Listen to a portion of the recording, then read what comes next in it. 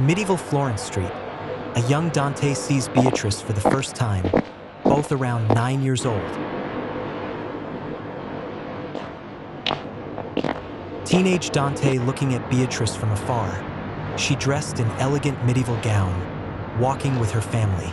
Dante's eyes filled with admiration.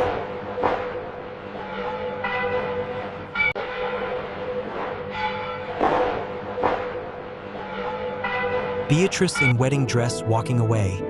Dante watching from a distance with sadness, evening sky.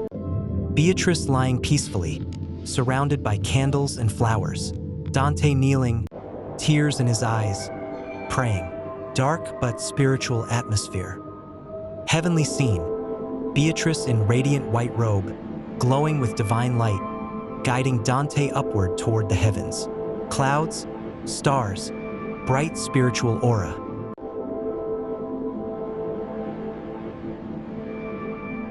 Dante writing at his desk by candlelight, his face glowing with inspiration. Vision of Beatrice in light appears behind him, symbolizing eternal love.